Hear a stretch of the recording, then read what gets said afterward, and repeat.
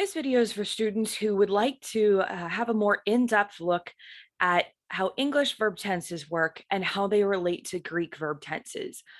This video is going to have a lot of nitpicky little minute details and go into some of the more complicated aspects of how English verb tenses work, much more in depth than you would normally get in an English class where for people who already speak English, because we do a lot of this stuff naturally. We don't really need to think about how we make our verb tenses. If you were learning English as a second language, you would have to learn all of these nitpicky details, but we really don't think about them very much because we've been doing them naturally for quite some time now. Now, if you're the kind of student who gets overwhelmed by a lot of extra information, you might just want to go ahead and skip this video. But this is for those of you who really would like to get a full understanding of what's going on behind the scenes. This is going to help you a lot with that. So let's see here. So let's start off with looking at some of the verb tenses we've learned so far. We've learned the present active indicative, the present middle indicative, the present passive indicative. We learned the imperfect active indicative, the imperfect middle indicative, imperfect passive indicative.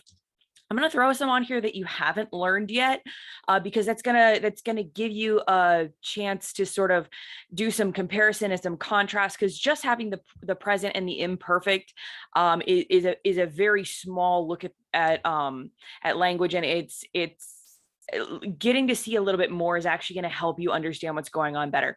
So we're also going to look at the future active indicative, future middle indicative, future passive indicative, aorist active indicative, aorist middle indicative, and aorist passive indicative. Now, just to get you an idea of what's going on here, the futures, those are pretty obvious. That's the future tense.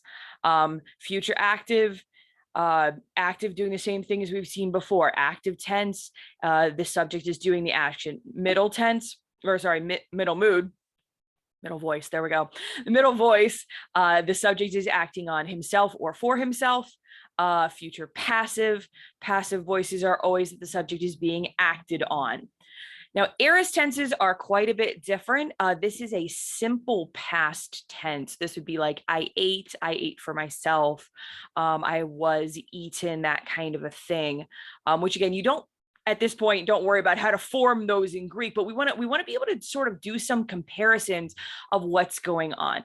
So let's start off by seeing what these would look like in English. We're not going to really look at the forms of these in Greek at the moment, because that's not what this video is trying to explain. This video is to explain sort of how to translate these, how what all of this means in English, how what helping verbs to use, that kind of thing. So present active indicative would be I am eating. Present middle indicative, I'm eating for myself. Present passive indicative, I am being eaten. Oh dear, that's a problem. Imperfect active indicative, I was eating. Imperfect middle indicative, I was eating for myself. Imperfect passive indicative, I was being eaten. Now, of course, don't worry about how weird the middle sounds. Middle is always going to sound weird to us because we just don't have this concept in English. It's not something that we focus on or something that we really care about. This actually happens a lot in all kinds of languages, where for a particular people group, they care very much about certain distinctions that other languages and other people groups, they really just don't care about. The classic example of this is, I forget the politically correct term for it off the top of my head here, but there's an Eskimo nation that has like 50 or 60 or 70 different words for snow, because to them it matters if it's a wet snow or a dry snow or a powdery snow. They have words for all of these different things because to them that's important. Whereas some languages don't even have a word for snow because it's not something that affects them. Or if they do have a word for snow, they might have one word for snow, and then they might just, throw a few adjectives on, like wet snow, dry snow, to be able to describe the differences. So, every language has different things that it thinks are important. and making a distinction of doing something in my own interest or for myself isn't something that English speakers are particularly concerned about communicating in, when they're speaking all of the time. Now, if we care to make that distinction, we can, which is why we can add for myself, especially when, you've got a 3-year-old, no, mommy, I want to do it for myself. They might particularly care about that distinction, but it's not a distinction we make all the time. So if middle feels very, very awkward to you all the time, that's okay. It does to most English speakers. All right, going on here, we've got the future active indicative. That's going to be I will eat. Future middle indicative, I will eat for myself. Future passive indicative, I will be eaten. Aorist active indicative, I ate. Aorist middle indicative, I ate for myself. And aorist passive indicative, I was eaten. All right, now the first thing that's going to sort of help us to start to distinguish what's going on here is to remember what we have going on with English verb tensing. So English verb tenses, now, just to start off with, the word tense has a couple of different meanings depending on how it's used. The most technical definition of tense is the time when the verb happens. There's also another thing, though, called aspect. And again, this is the technical definition of aspect. This is the kind of action that is happening, whether it's a progressive action, something that's in progress, whether it's an action that's completed. Those are our perfect verb tenses.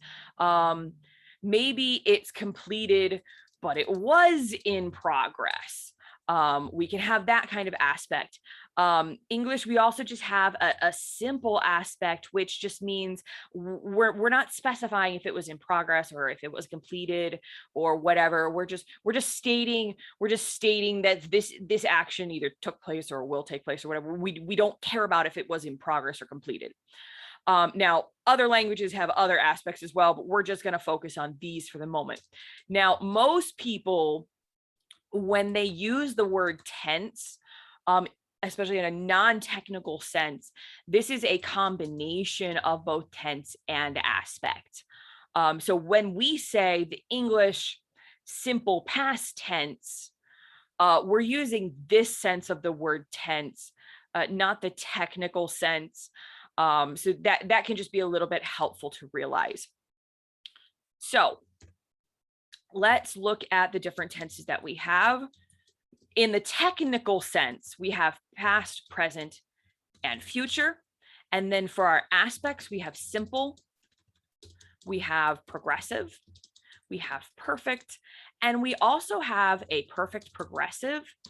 We're not going to worry about this one for Greek because trying to think if it even can show up in Greek. I'm not even sure that it can, even in some of the more complicated ways of forming things. So we're not going to really worry about that one. Just know that it does exist as well, but we don't need to worry about it for our purposes here. So when we combined a tense with an aspect, that's when we get that non-technical sense of tense. So this is going to be I ate. Simple present would be I eat.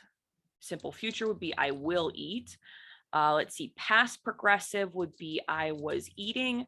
Present progressive, I am eating. Future progressive, I will be eating. Let's see, perfect, past perfect, I had eaten. Present perfect, I have eaten. And future perfect, I will have eaten.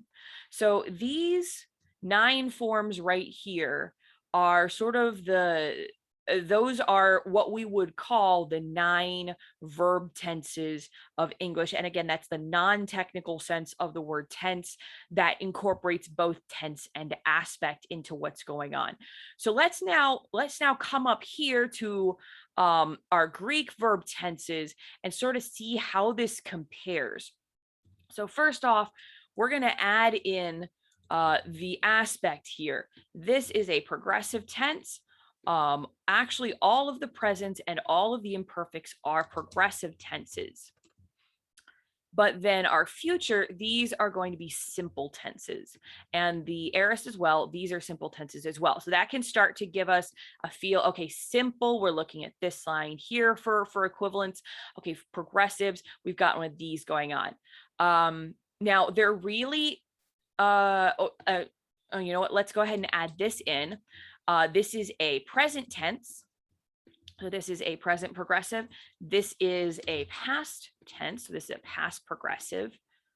Let's see, this is a future tense. This is a future simple.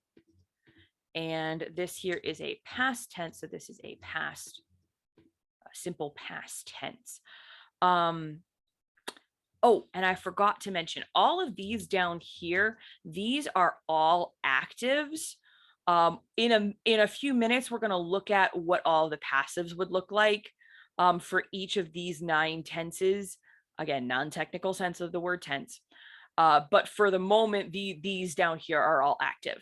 Okay, so as you can see, we've got a present progressive and a past progressive. We've got a simple future and a simple past. So you'll probably, or then right off the bat, notice that means we don't have a simple present and we don't have a future progressive.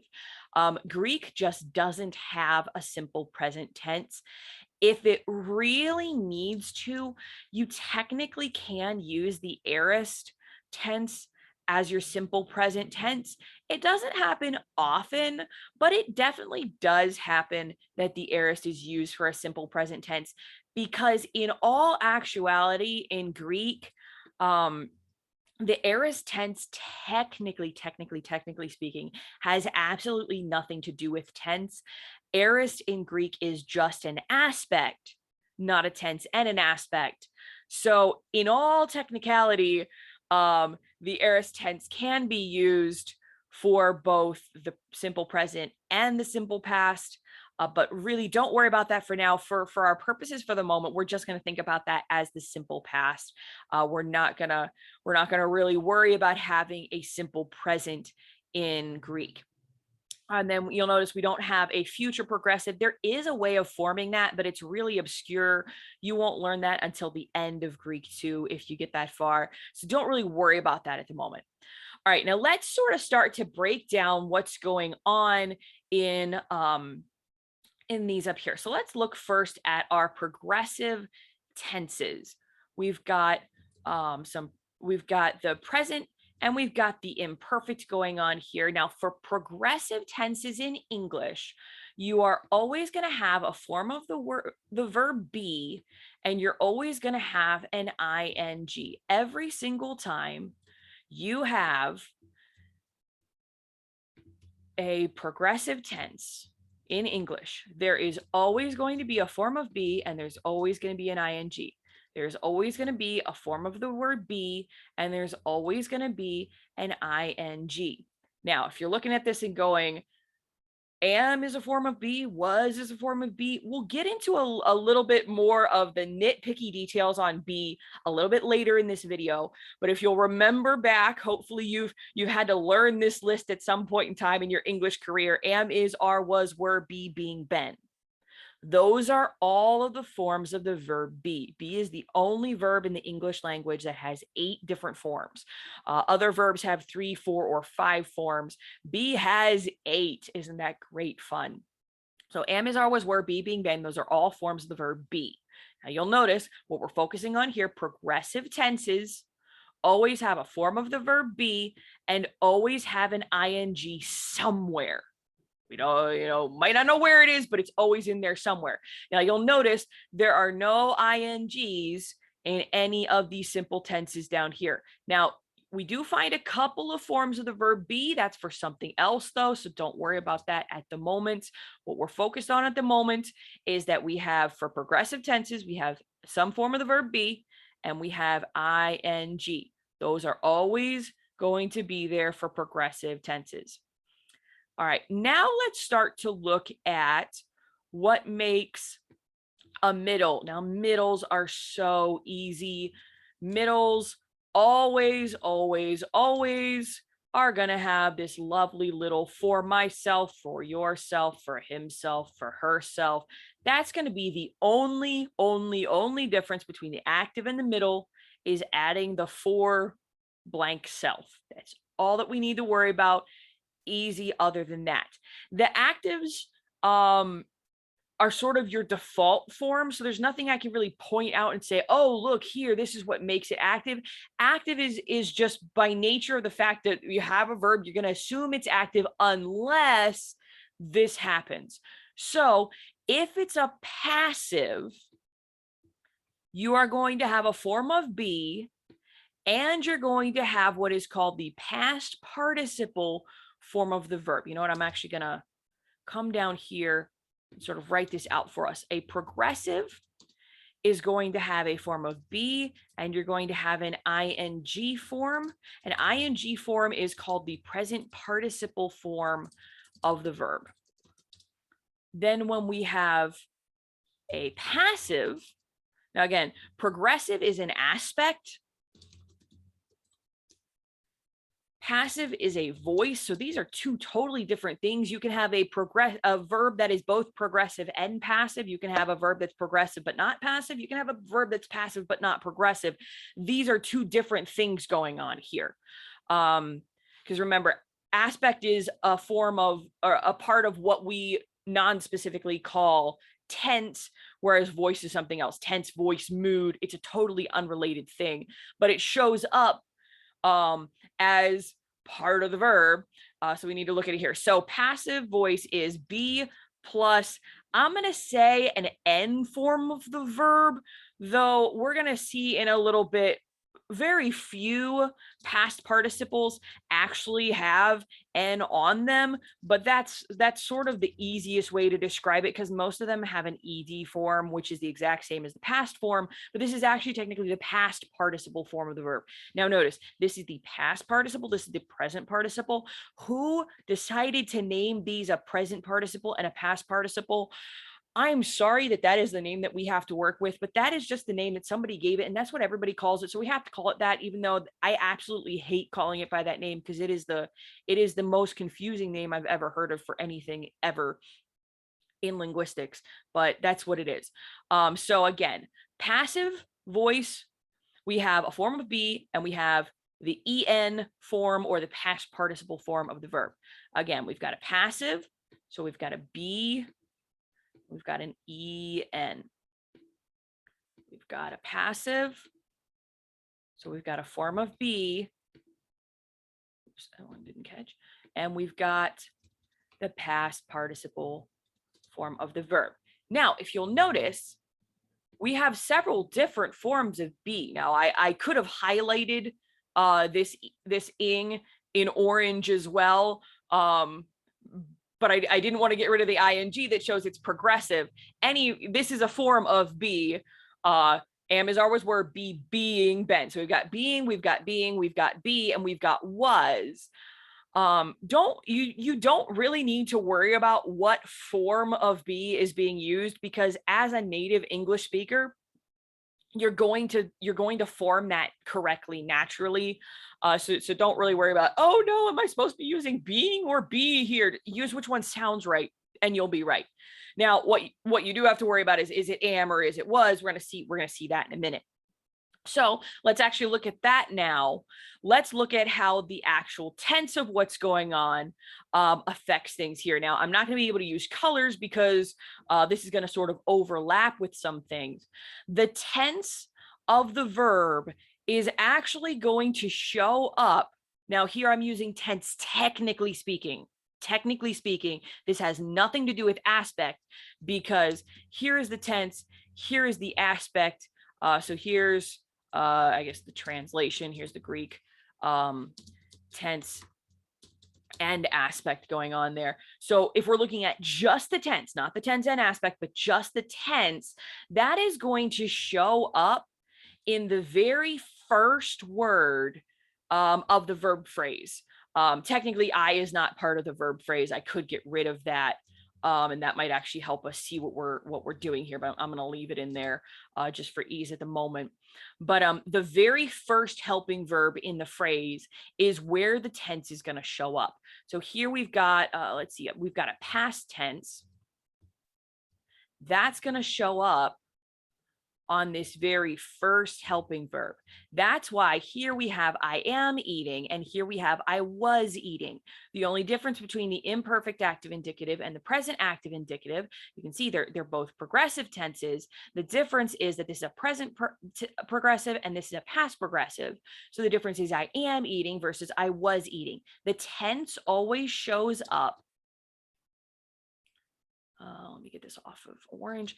Tense, technically speaking, always shows up on the first verb of the phrase. All right, so now let's look at future. Where is future going to show up? Future is going to show up on the first word of the verb phrase. The will in English is what tells us that we have something that's in the future. So that's what's causing this verb phrase to be in the future, is the fact that we have a will here. Now here with our aorist tenses, this is a simple past. This one is a little bit different because we don't have any helping verbs here for these two.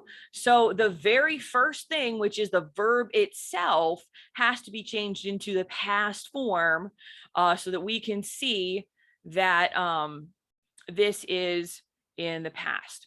So you know what? I'm actually going to do something interesting here. Let me get rid of a tab stop. That'll actually help me out here. And let me change this back to black. So what we have here is we have a form of be, and then we have this is a present participle, and I'm going to abbreviate those. That stands for present participle.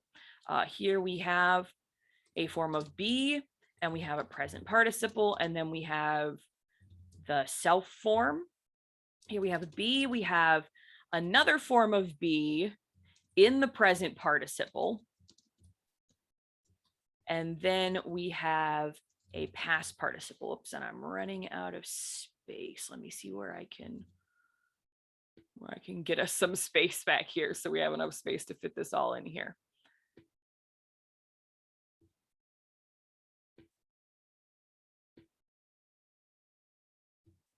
There we go. Okay. Let's see here. Then I was eating. We have a form of be. Oops, get that back. Oh, I should say what forms these are. This is the present form of be. I'm running out of space again. Let me shrink this a little bit and then we should be good. Okay, there we go. All right, so this is actually the past form of be. And then we'll have be. Oops, no. And then we'll have the present participle. A form of be in the past. Oh, we need black again. And then we'll have the present participle, and then we'll have a form of self. Let's see. Here we'll have be in the past, and then we'll have be in the present participle, and then we'll have a past participle. Let's see. We'll have will, and then we'll have the present form of the verb. We'll have will, and then present form of the verb, and then we'll have self. Let's see, we'll have will, be in the present, and then we'll have a past participle. Yes, I said that right. Okay, whoops, get rid of that. Get rid of that. Here we will have a past form of the verb, and that's all that we have. Here we have a past plus self. And here we have be in the past, and then we have a past participle. So if we go ahead and pull over that coloring system we've done so far, you'll see, actually, I shouldn't have highlighted that in green. We'll come back and fix that in a minute. We've got a form of be, and we've got present participle is the ing form that I told you about before. So the fact that we've got a present participle shows us that we've got a progressive going on. All right, let's see. Then we had the lovely purple selves going on here for all of our middles. That was pretty simple. All right, now we're going to look at, let's see, let me put that back to black. we have the present. Come on, don't do that to me. That looks wonky. All right. There we go. We're using the present form of be because this is a present progressive. We're using a past form of be because this is a past progressive. And same thing down here. We're going to use a past form of whatever shows up first because this is a simple past. And over here in the futures, we're going to use a future helping verb because this is a simple future tense. All right, and then going to our passives. Oops, that's the wrong orange. There we go. We're going to use a form of be, a form of be, a form of be, a form of be. And we're going to use a past participle because this is the passive. We're going to use be with a past participle, some form of be somewhere with a past participle. That's it all sort of broken down into all the various different components going on there. Now let's sort of now take that idea and throw it onto the way that we were looking at English verbs before. Oh, and this is all messed up in my tab stops. Now let me fix my tab stops for all of that. All right, there we go. Okay, let's take this and actually look at what all of these would look like in the passives. Now, we don't really need to make a chart of this for middle because for middle, all you do is take the active and add self to it. So really, really simple to form there. And my tab stops are all messed up again. Let me fix those so that everything's nice and lined up because everything is better when it's lined up. All right, there we go. So we've got our simple, we've got our progressive, and we have a perfect. So this would be I was eaten, I am eaten, I will be eaten. I was being eaten. I am being eaten. I will be being eaten. Now you may look at that and go, when on earth would I actually say that? Yeah, you're right. It wouldn't be very common for us to say I will be being eaten. That's really weird. But it hypothetically could happen. Now here's yeah, so just don't worry about that being really odd. That wouldn't occur very often, but it hypothetically is possible in English, so we're going to include it. Let's see. I have been eaten. I had. Oops, no, sorry. That I had been eaten. I have been eaten, and I will be. I will have been eaten. There we go. I knew something was wrong. Okay, so if we add our progressives, which we put in green down here, these are all going to show up on the progressive line, of course, because that's where this aspect shows up. And you can see we have a form of be and we have an ing. We have a form of be, we have an ing, we have a form of be, we have an ing, we have a form of be, we have an ing, we have a form of be, we have an ing because this is progressive. So anytime there's a progressive, there's a form of be and there's an ing. Now, let's look at our passives. Passives are what we're up here in orange. We have a form of be and we have a past participle. So let's see where those show up. None of them are going to show up in this active line up here because those are actives. They're not passives. Now you might look at these perfects and go, well, wait, I see a past participle form. Yes, you do, but you don't see a form of be. This is actually something completely different. Yeah, you know what? I'm going to go ahead and add that up here because why not be thorough while we're at it? Now, this is going to come near the middle of Greek 2. I actually wasn't planning on getting into this, but you know what? We're going to throw it on here, get you the whole kit and caboodle while we're at it. So, perfect active indicative, perfect middle indicative, and perfect passive indicative. These are past tenses. No, sorry, these are present tenses. in Greek. And they are perfect. These are present perfects. So this is I have eaten. Oops, I have eaten for myself. I have been eaten. And actually, there's another tense too that's called the pluperfect. I'm gonna go ahead and throw it on here so we can be completely thorough, and we will have every possible tense that you can have in Greek. They will all be here. These are actually the past perfects in Greek. This is I had eaten. I had eaten for myself.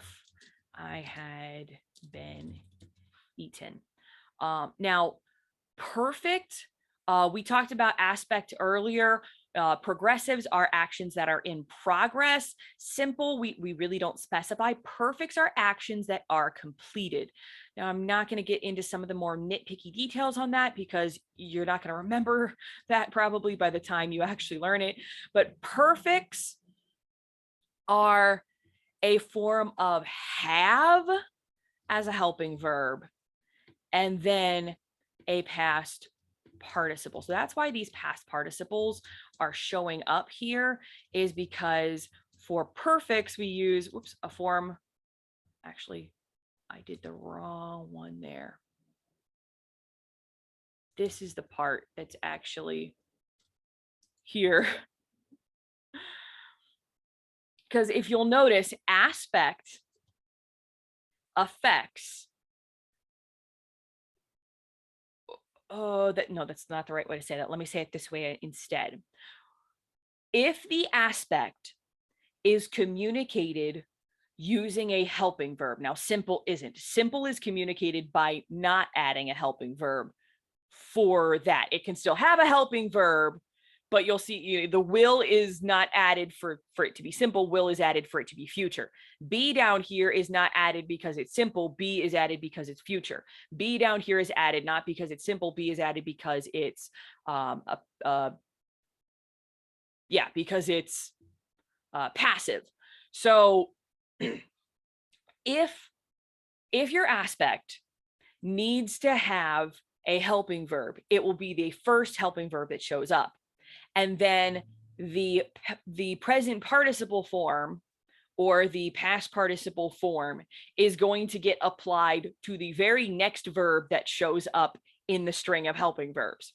I know, again, that's extremely technical, but I told you I'm giving you the most technical bits of everything that you can understand here. I mean, you don't have to memorize that that's the one that comes first and then this comes next. It really doesn't matter because as an English speaker, you're going to do it correctly. So again, perfect is some form of the verb have. So that could also be has, or that could be had, depending. And then we're going to have an en form of the verb, which is a past participle form of the verb. And that is actually going to be the next verb in the string. And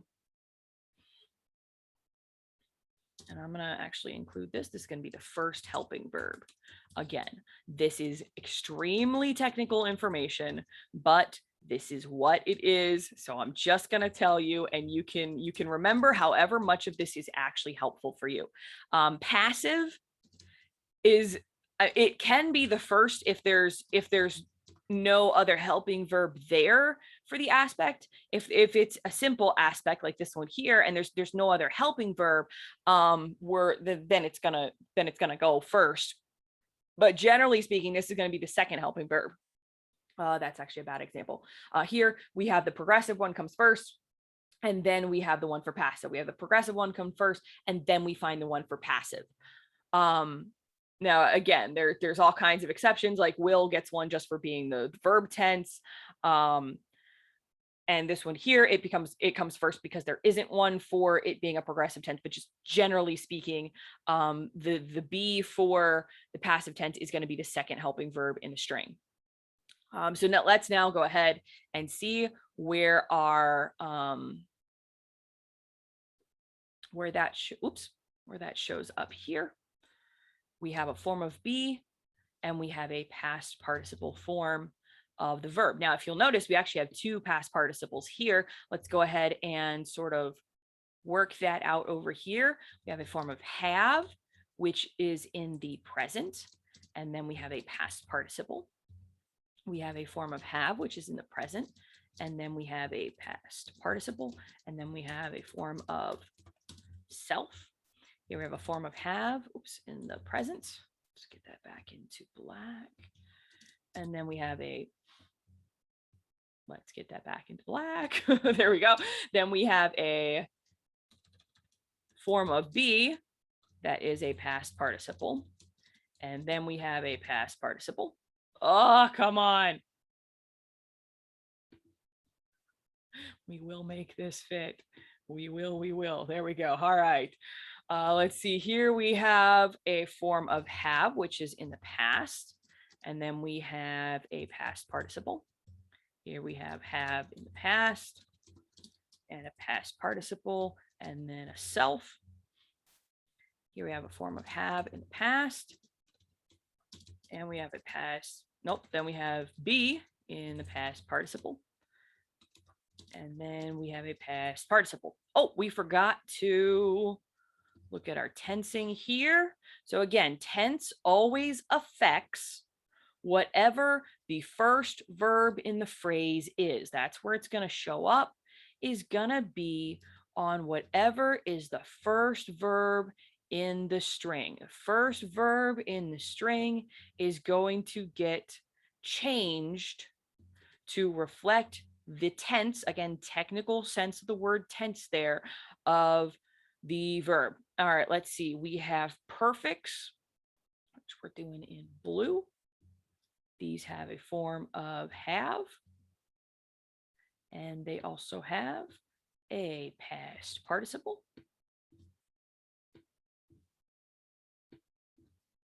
So a form of have and a past participle makes a perfect.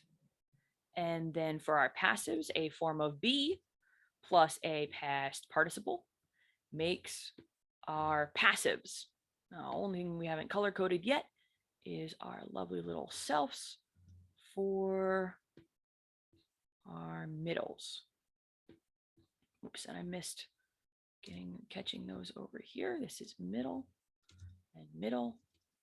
and passive and passive. All right, so there we go.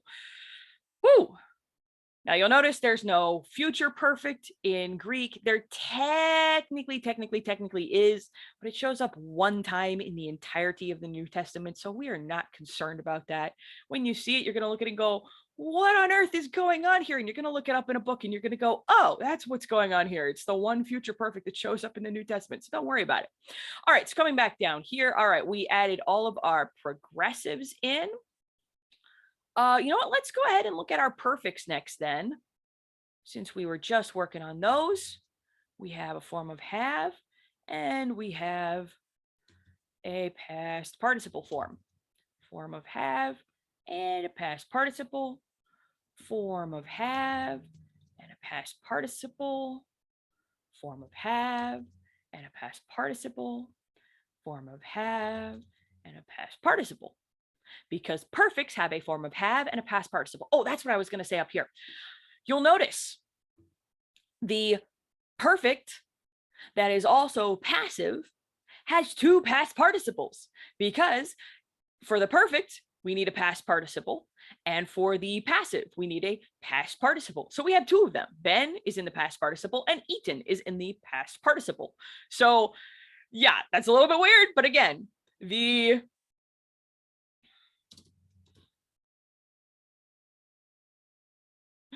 I'm not even sure how to try to describe this. I have so many words going on here.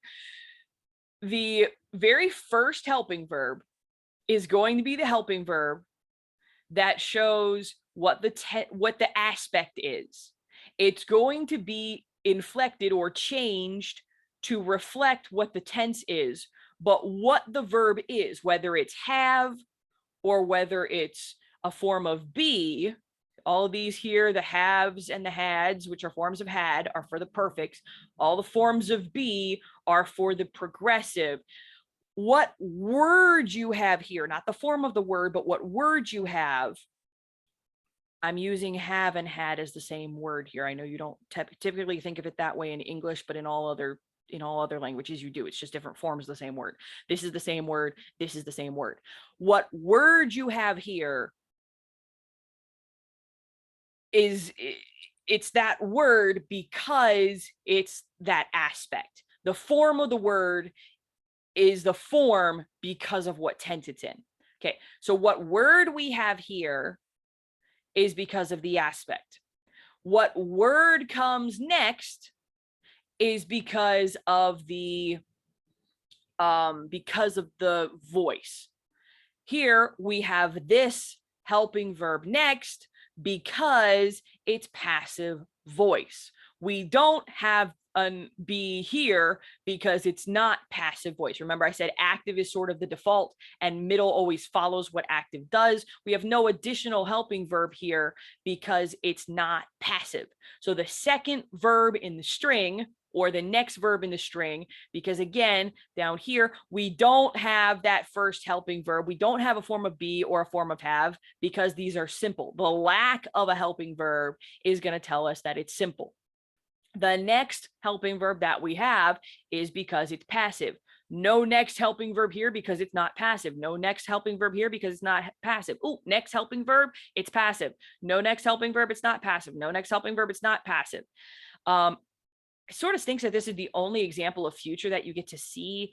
You know what? Let's actually look at these down here.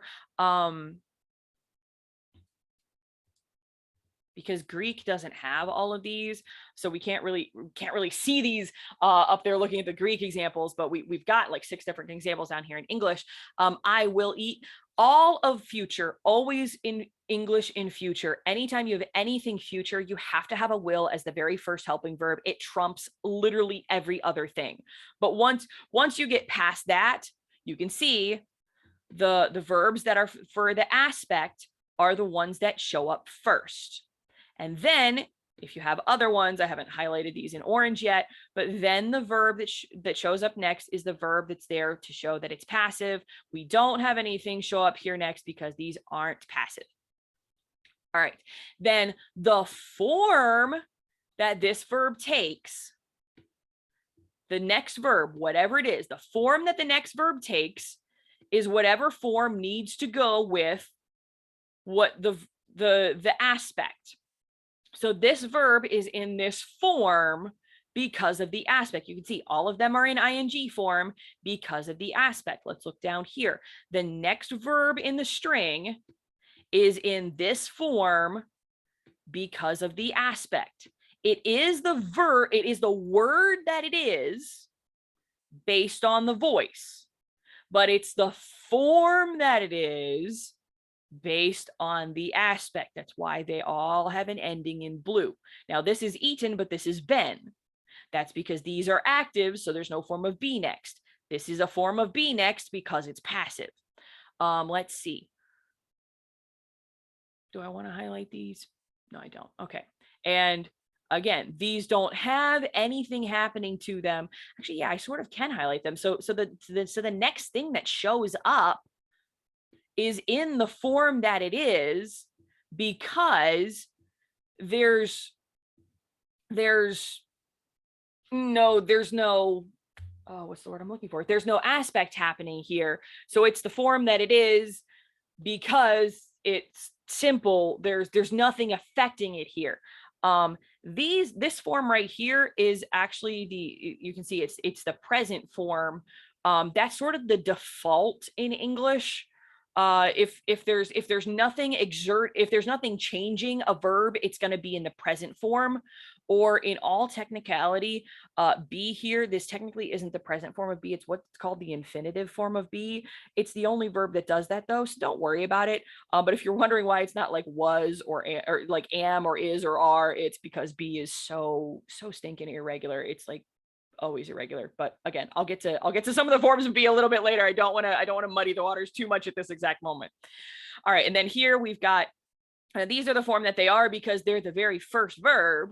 So they have to be changed based on the tense of the verb. All right, now let's look at, okay, so we had, for these ones here, for our passives, we had a form of be, and then the next verb is going to be the form that it is, not the word that it is, but it's going to be the form that it is based on what comes in front of it. You know, this is passive. So the form of this word here, eaten, is going to be eaten. It's that form because it's passive. That goes with the helping verb that goes in front of it. Now you'll notice the last word in the string is always going to be, whoops, I didn't mean to highlight all of that. The last word in the string, other than the for myselfs, because gotta love it, the lovely middles, but ignore the fact that, you know, in English, that's not part of the verb string, so we're not worried about it. It's a prepositional phrase in English. The last word in the verb string, in the verb phrase, is going to be the word. That's the actual verb, the actual action of what we're doing. What are we doing? We're eating. That's going to be the last verb, the last word in the phrase, but the form of that verb is going to be influenced by the other stuff that's going on. Now, if you're looking at this and going, wow, that is really technical. I told you, these are like the really, really, really, really, really technical things going on. You don't really have to worry about that so much, except at whatever part of this helps you be able to actually translate Greek verbs and know what you're doing with them. That's what we care about at the moment. All right, so let's come back. Here we go. All right, so let's come back and we're looking at these here. We're going to have a form of be. We're going to have a form of be because these are passives. Because they're passive, there's going to be a form of be. There's going to be a form of be. Oops, and I forgot to get our past participle forms. There's going to be a past participle because it's passive. There's going to be in a past participle. There's going to be in a past participle. It's a passive, so it's going to be in a past participle. It's passive, so it's going to be and a past participle. It's going to be and a past participle. It's going to be and a past participle. It's going to be and a past participle because it's passive. It's going to be and a past participle. Ta-da! All right, now let's look at the tense in its technical aspect of the word tense. Tense is always going to be affected, but is always going to affect the first word in the verb phrase. So here, this is a present form of a verb because it's the simple present. This is a present form of be because it's a present progressive. This is a present form of have because it's a present perfect. This is a present form of be because it's a passive simple present. This is a present form of the verb be because it's a present progressive. This is a present form of the verb have because it's a present perfect. Let's see, I use double underlining for these. This is past of eat because it's a simple past. This is a past of be because it's a past progressive. This is a past of have because it is a past perfect. This is a past of the verb be because it's a passive simple past. This is a past of the word be because it's a past progressive. This is the past of the verb have because it's a past perfect. How's that for fun? All right. One other thing we now need to sort of look at to make sure we've got our head wrapped all the way around this stuff, and that is the forms of our English verbs. This is that thing I was saying earlier. I wish they had given these a participle, different names. I really, really, really wish they had given these different names because, you know, if you'll notice, all right, we got a future tense here and we're using a past participle. Why are we using a past participle for a future tense? Because the form of the verb being a present form or a past verb has absolutely nothing to do with the tense of the verb phrase. What the tense of the verb phrase is, tense in its technical aspect, is this, whatever the tense of this first word is, she's utterly ridiculous, which, I mean, in that sense, yes, it's present. So this is present, this is present, so this is present. So the whole verb is in the present. This is, you know, future, so this is future. That's the only time that this actually matters. I hate that this is called the present participle, though. I wish they would call this like the first participle and the second participle. It would make a whole lot more sense that way, but some idiot called it the present participle and the past participle, and we're stuck with it. Here's a past participle and it's in the present tense. Here's a present participle and it's a past tense. So please, please, please don't let these confuse you. If you want to think of them as the first participle and the second participle, that's actually how I like to think of them, but nobody calls them that. So we're not allowed to call them that, because if you talk to somebody else, they're going to look at you and go, what on earth are you talking about?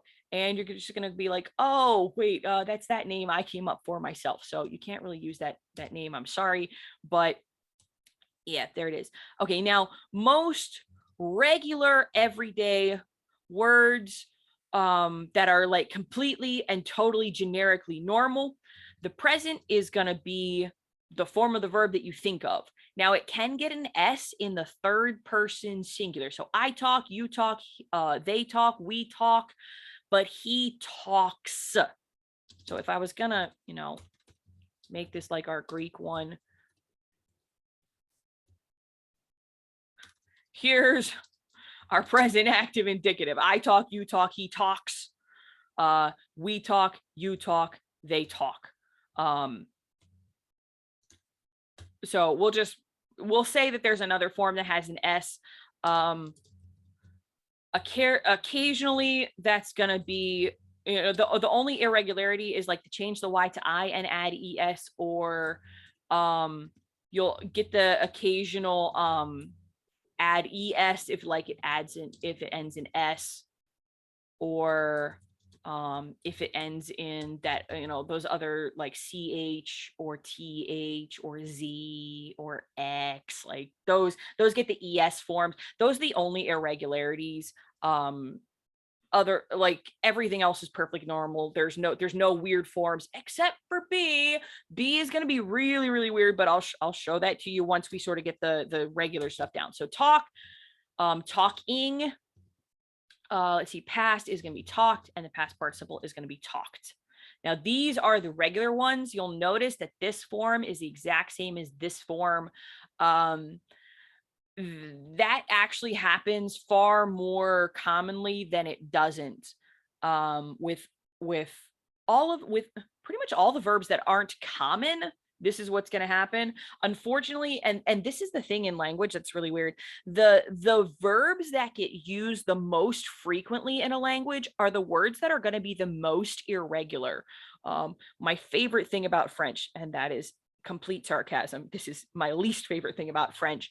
The 20 most common verbs in French are completely irregular in like every single form that they ever show up. So you have to memorize the 3 main kinds of verbs in French in 20 different verb tenses, and then each of the 20 verbs that are the most common, you have to memorize them in like all 20 verb tenses. It's ridiculous.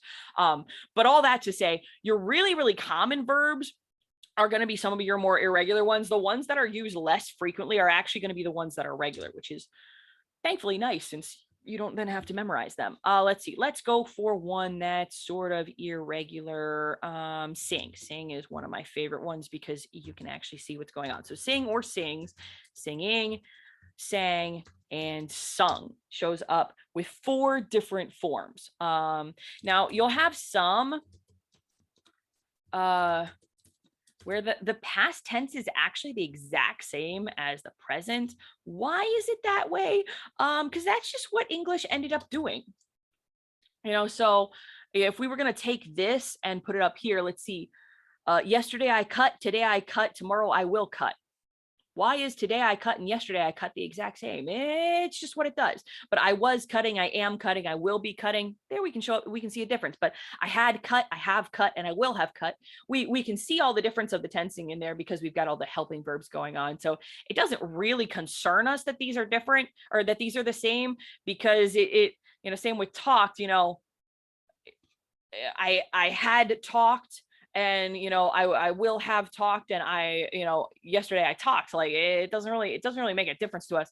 The one that is weird though is having this present and the past be exactly the same. Yesterday I cut and today I cut, but normally there's context and you can figure it out from context. Language is great like that. The languages tend to adjust for weird things like this, and you either figure it out by context, or the person who's speaking gets really specific and they throw in a tomorrow or a today or whatever like that. Or on a rare occasion, it's just ambiguous and you have to ask the person who's talking what they mean. That happens sometimes. Now it stinks if it's all written down and you can't ask the person because it's in writing, and you know it's a writing from a long time ago and you're like, I don't know what's going on. But again, then you normally have a lot of context and you could sort of figure it out. Let's see. Let's go for a couple more oddities like become or becomes, becoming, became, and become. This one, the past participle is the same as the present form. That really doesn't affect us.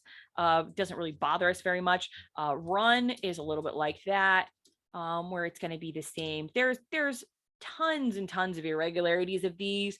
If you learned English out of Abeka, you'll probably remember every single year there's 1 or 2 lessons on this, and there's a whole page full of these. The entire page, like size 8 font of all of these irregularities going on. Let's see, let's come up with another one off the top of my head. Let's see, set. This is another one where it like sort of does the same thing for most of them, but you can figure it out by context. It's not too bad.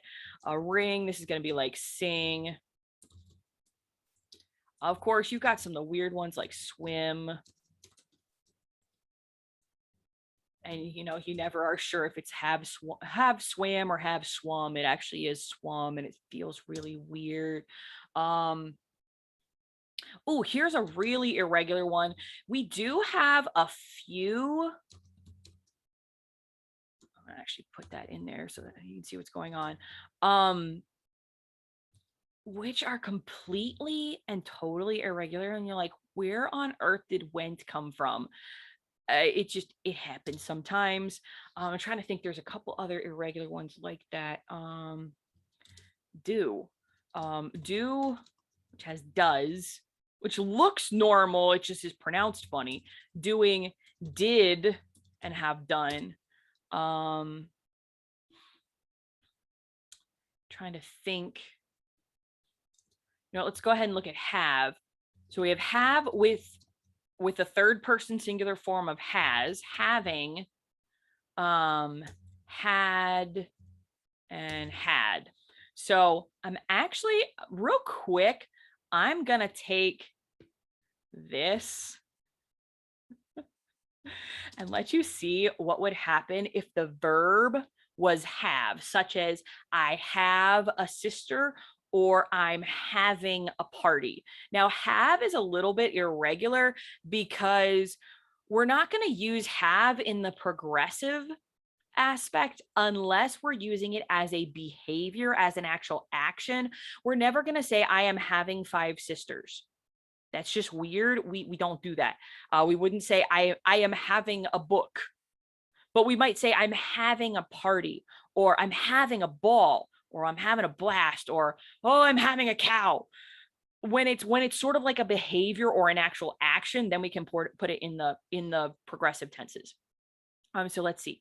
I had, I have, I will have, I was having, so such as like I was having a party, I am having a party, I will be having a party. Let's see. Now, again, the past participle form of have is had. So I'm just going to have to do this here. I had, let's see, I had, I gotta think of a sentence where that's actually going to make sense.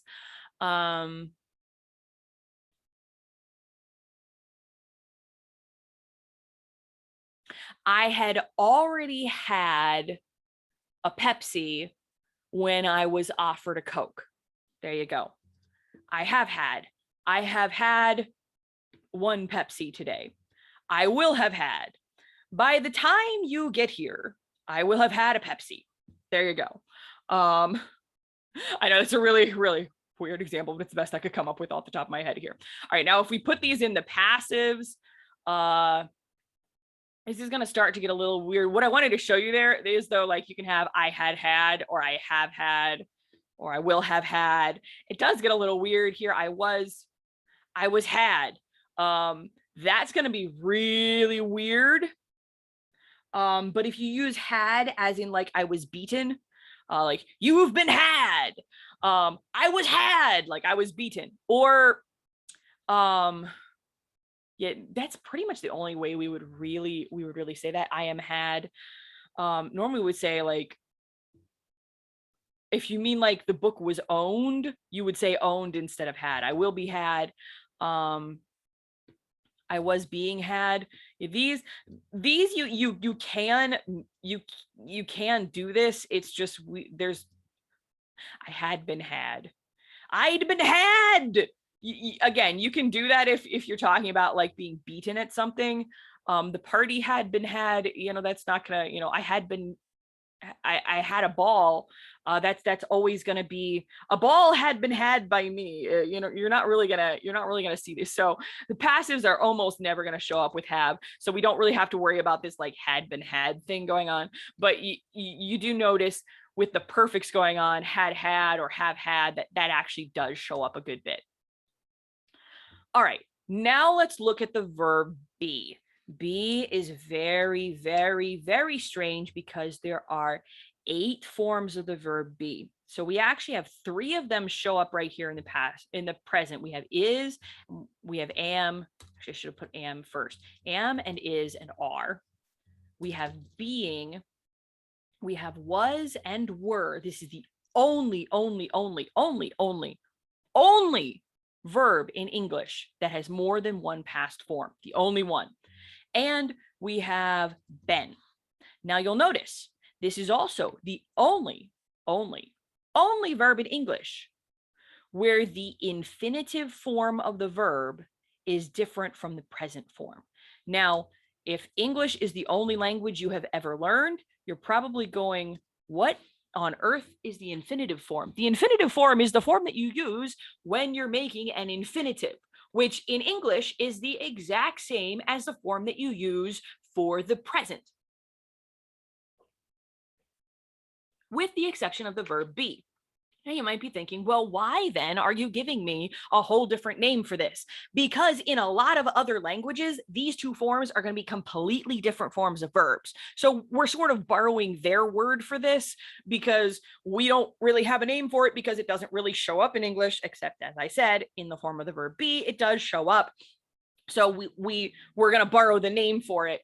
But if you're wondering why there's a whole separate name for this thing that just shows up in be, it's because it's weird and it only shows up in be, and we're borrowing the name from other languages. Because in, like, for example, in Spanish, technically it would be the word speak, not talk, but I'm going to go with it.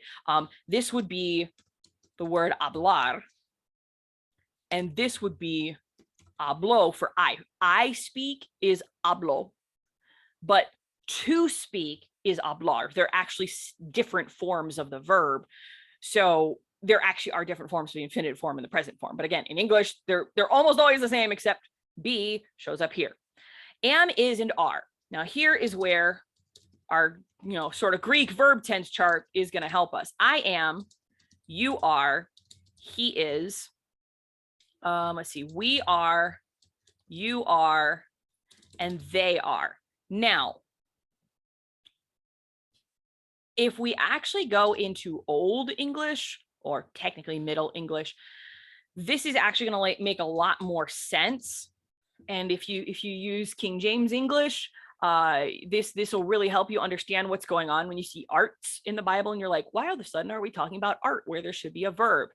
This is what the form of the verb used to be. There used to be another form of be, but over time, this form dropped out entirely. And English has started using you and are for both forms here. So if you think of, again, if you use a Beckett English, or possibly even if you use another English curriculum, you probably just about every year have a section in English about subject-verb agreement. And they'll tell you to use the they'll tell you to use the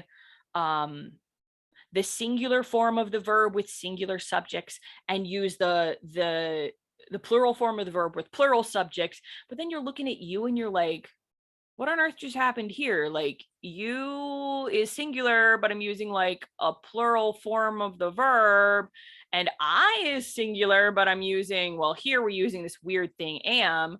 But if we were using a different verb here,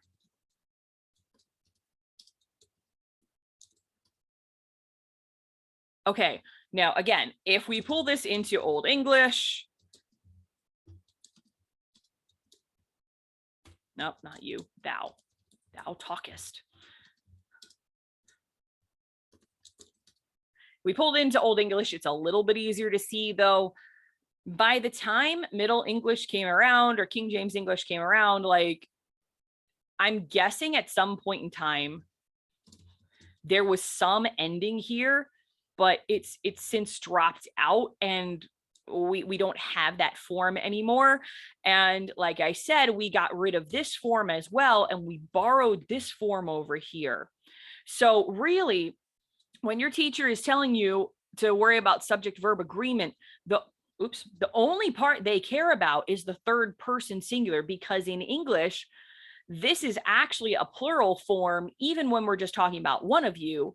And I already borrowed the plural form a long time ago, even, way back in the 16 and 1500s. So English has changed so much over time that, this third person singular is the only place where we really have to worry about subject verb agreement, except right here with I am, but you're going to do that naturally anyway, unless you grew up in, the inner city gangs and you're saying you is, which, okay, I'm going to really go into the weeds for a moment.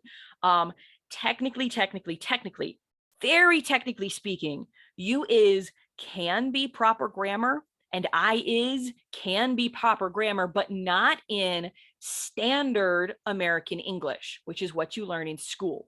There's a separate dialect of English called African American Vernacular English, or AAVE.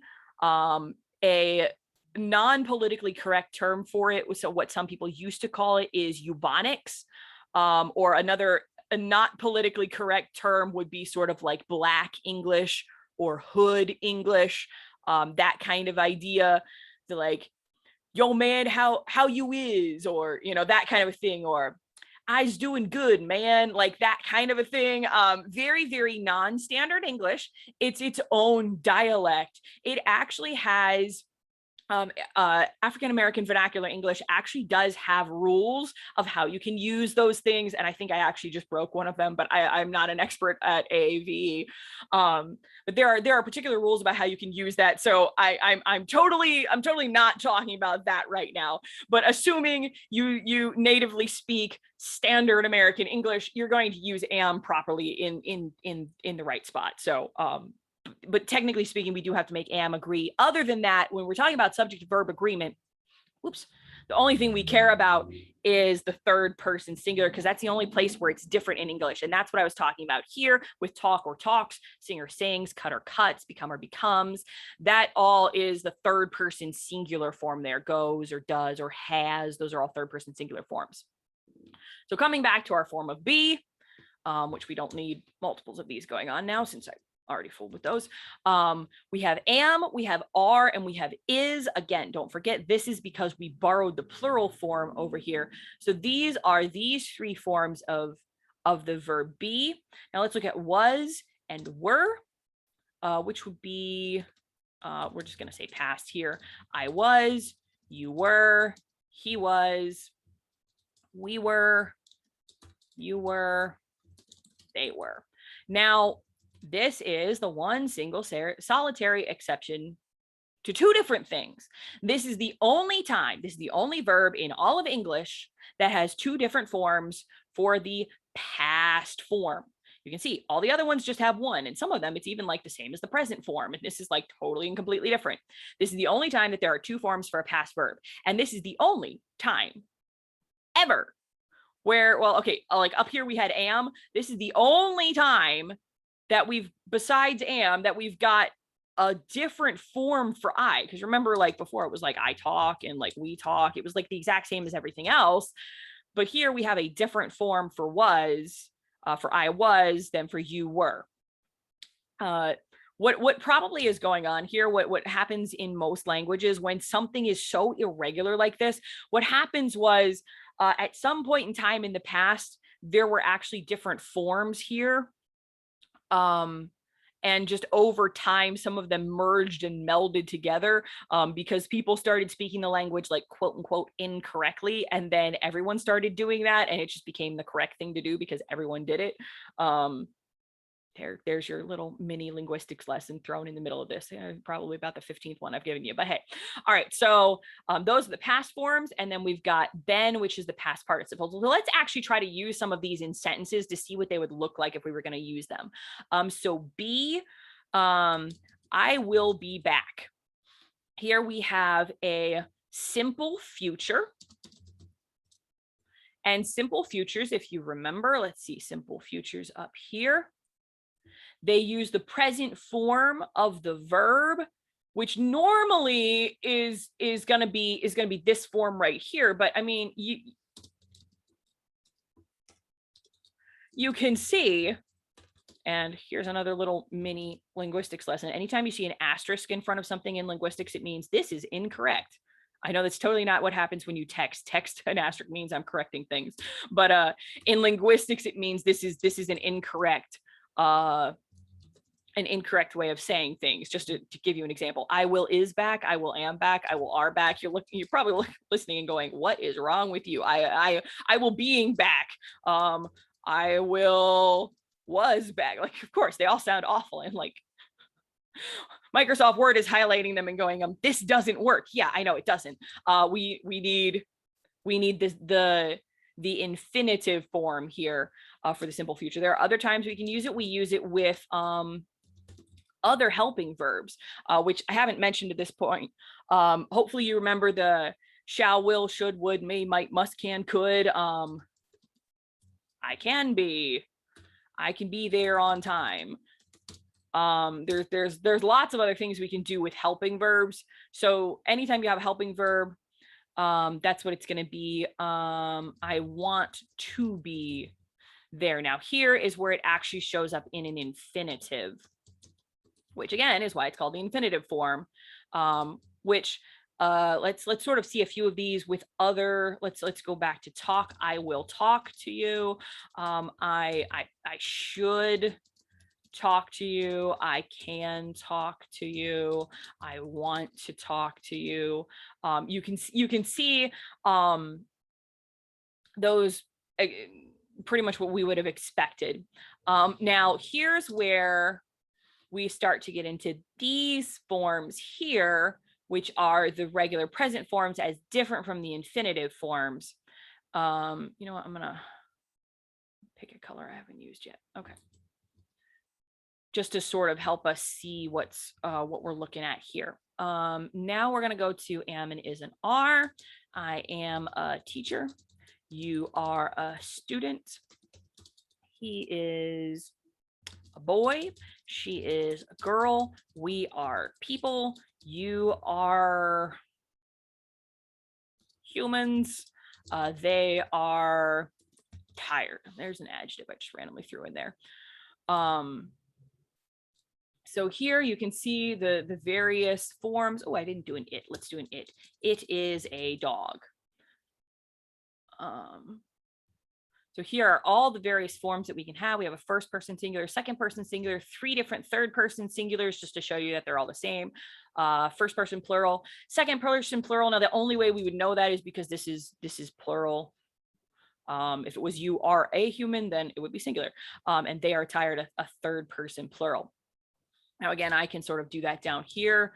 I talk, you talk, he talks, she talks, it talks. Maybe it's the computer, I don't know. We talk, you talk, they talk. It's what it's going to look like if we're doing that. All right, let's see here. Next form of be, being. Now, when do we use a present participle form? We use present participle forms when we've got progressives going on. So let's make some progressives. I am being good. You were being good. Let's see, what else can I do here?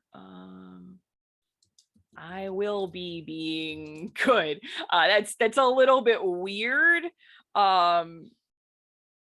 We would normally just say I will be good instead of I will be being good, unless it's like in relationship to another word, another like time frame, like when you arrive, I will be being good. But again, that's sort of weird. Let's see, can I do a passive? No, because if I say I was being, yeah, you can't say I was being Ben. That does not work. Yeah, be can't go into the passive. Be cannot go into the passive. And that also holds true for Greek. A me is never going to be in the passive. So we don't really have to worry about that. But there you go. There are some progressives for be. Let's see here. And then was and were. I was tired. You were tired. He was tired. She was tired. It was tired. Maybe the dog. We were tired. I'm going to have to use a predicate nominative to make this one. You were good students. There we go. And they were tired. So there we go. There's our was and our were showing up there.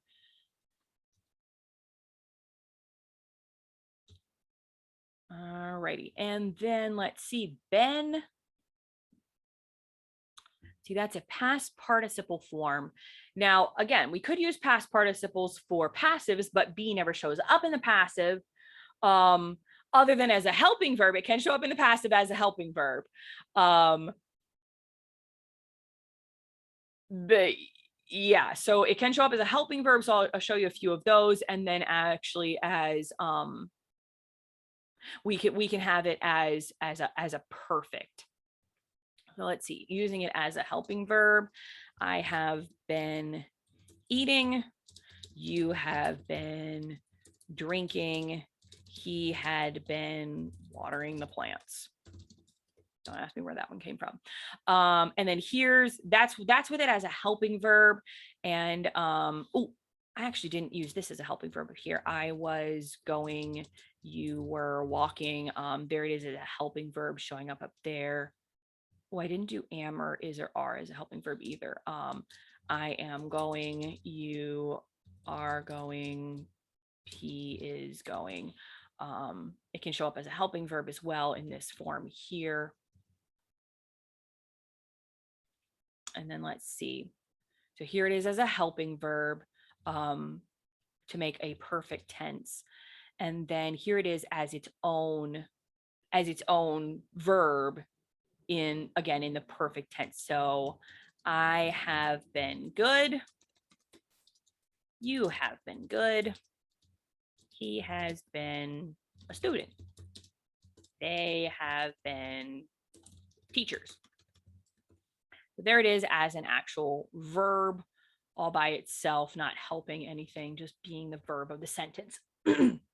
So those are the 8 different forms of the verb be that we can have. So that's pretty much all we've got here. Let me give you a quick overview summary again, just to sort of wrap all of this up.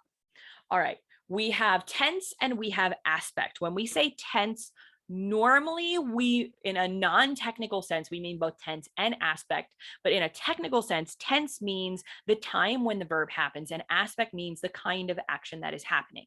So a progressive tense is something that is in progress or something that happens over time. In Greek, those are going to be your present and your imperfect. A perfect tense is a tense that is an action that is already completed. That's going to be your perfect and your pluperfect tenses in Greek, which again, you're not going to get to until the middle of Greek too. And then we've got simple tenses, which are just in specific. I will eat. We don't know if that's going to be in progress or if it's going to be completed. We're just talking about it as an action. I ate. We're just talking about it as an action. So we got the future and we've got the aorist for those in Greek. Anytime you have a progressive, you're going to have a form of the verb be as the first helping verb, unless you've got will, which trumps everything else. First helping verb is going to be a form of be, and we're going to have ing. If we have a perfect, we're going to have a form of have, and we're going to have a past participle or an en form of the verb. Again, because it's an aspect, the first helping verb is going to be have, again, unless will trumps it, because will trumps everything. And then the very next verb is the verb that's going to be in the form of the past participle for the perfect tense. All right, then looking at our voice, when we have the passive voice, generally speaking, the second, or if there is no quote unquote first helping verb, it can be first. The second helping verb is going to be a form of the verb be, and then the next verb in the string is going to be in the past participle form. A form of be with a past participle shows us that we have passive. What have I not mentioned yet? Yes, the tense of the verb, the actual tense, the technically speaking tense of the verb is going to be reflected by the form of the first verb in the verb phrase. We don't care what word it is. Here we have will, here we have, here we have a form of be, here we have eat in the past form. We don't care what verb it is, but the form of the very first verb is going to determine what tense, technically speaking, tense it is. Now, actually, I'm going to make a real quick blurb to help you in your English class. Because I know some English classes, you have to actually say what verb tense this is. Oh, and by the way, sometimes instead of progressive, this is called continuous. And sometimes there are other words for progressive here. So if your textbook has a different word, that is sometimes common to see a different word here. But it's going to have some word that has some idea of progression or continuing or not being finished, some kind of word like that. So when you're trying to figure out what verb tense you have, when you have an English verb tense, look first at the very first word. Am is a present word, so you have a present tense. Was is a past word, so you have a past tense. Will is a future word, so you have a future tense. Ate is a past word, so you have a past tense. Again, technically speaking, tense. Was is a past word, you have a past tense. Have, present word, present tense. Had, past word, past tense. Then you look to see, do you have be and an ing? Actually, pretty much anytime you have an ing, it's going to be a progressive of some sort. Anytime you have an ing, it's going to be progressive. If you have a form of have or had, that's what's going to be the clue that it's a perfect. And that's going to be the easiest way to tell that it's a perfect. Now, I have never seen a high school English textbook that also at the same time asks you to identify passives. I've seen where they ask you to identify the tense and aspect.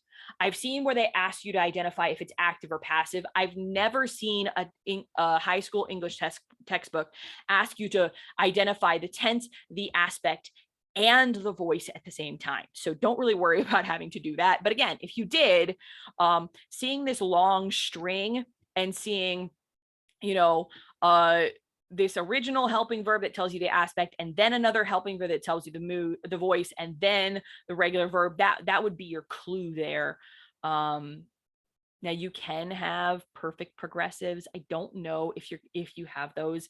I have been eating. I had been eating. I have been being eaten. Here's really fun, and I'm not going to try to say what the equivalent of this would be in Greek, because we don't have an equivalent of this in Greek. But here's just for your in case you have to know these at some point. Okay, we have a perfect And we have a progressive going on here, which is grand fun when you've got all of it going on at the same time. But this does happen in English. This does not happen in Greek. Hallelujah, amen. Because especially this last one down here gets really, really, really crazy. But okay, we've got the have first, because actually the perfect just happens to show up first. And so here we go. We've got the have plus the past participle. And then we've got the progressive, which is be and an ing.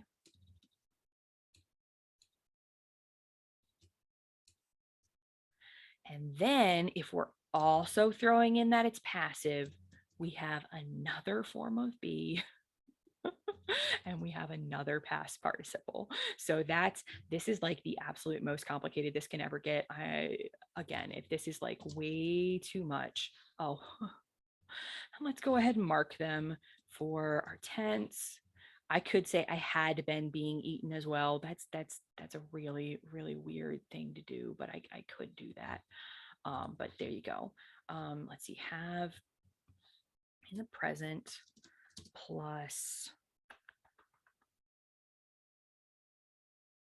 form of be in the past participle and a form of be in the present participle, and then the verb in the past participle. I'm just gonna tab it. Oh, stop that. Move it over. Ha, there we go. Okay. All right, so there it is. We have, again, for our perfect, we have, and the next word is a past participle. This is the tense that it is because it's the tense that it is. We have a form of be here because we have a progressive, and then the next word is in the present participle because of the progressive. Then we apply the passive, and that's what causes the last word to be a past participle. So if you're trying to do these in English, like that's what actually happens. And again, I'm sorry for throwing that at you, but I'm trying to be as absolutely thorough as I can be here. So going back to our overview again, we were looking at our aspects, which is going to affect the word that shows up first, not the form, but the word that shows up first, and then the form of the next word. So word that shows up first and the form of the next word. If we have a passive, the next helping verb is going to be a form of be, and then the next word after that is going to be in the past participle. So form of be and then past participle, form of be and then past participle all the way through. So again, progressive is be, and then a present participle. Perfect is have or has as the first helping verb, and then a past participle. Passive is a form of be as the second helping verb, and then some past participle form. And then the tense, which is what we had in the, oops, what did I just do? Tense is going to be, in the technical aspect, is always going to show up on that first verb. And again, so there it is down there, all of the actives up here, all of the passives down here. And these are the various different forms of the verb that we have. So the past participles are going to show up in perfects and they're going to show up in passives. Present participles are going to show up in progressives. This past form here, if you're actually wondering, this only ever shows up right here in a simple past. That's the only time it ever shows up anywhere at all. This form right here only ever shows up here and here in the simple present and the simple future. Those are the two times it ever shows up in English. You can see everything else in all of these other tenses is going to take some form of participle going on. Okay, one exception to what I just said about the present showing up only there. Helping verbs will show up. Like these are present tense helping verbs. The infinitive form helping verb, present tense helping verb, past tense helping verb, past tense helping verb, past form helping verb. So like these ones that can double as helping verbs, like they're gonna show up in more places than I just mentioned. But like normal everyday verbs like talk and sing and cut and become, like they're only going to show up in the simples. That's the only places that those forms show up. Everything else is going to be made up of participles, whether those are present participles or past participles. So there it is. There is all of the information you never wanted to know about English verbs and how they relate to Greek verbs. And hopefully this made made this make a little bit more sense. Again, if this was completely overwhelming, just ignore everything that we said and go with what we had mentioned before. So to sort of simplify, you've only learned this much so far in Greek. You've only learned progressives so far, which again is why I threw in this little bit of extra bit here, because you've only seen progressives so far, and there are other ways to translate verbs that don't have like the ing going on, or don't have the am or is or are or was or were at the beginning. So I wanted to give you a feel for like some of this other stuff so that you could understand what it is that you've seen so far. Alrighty, and that's all we have for now.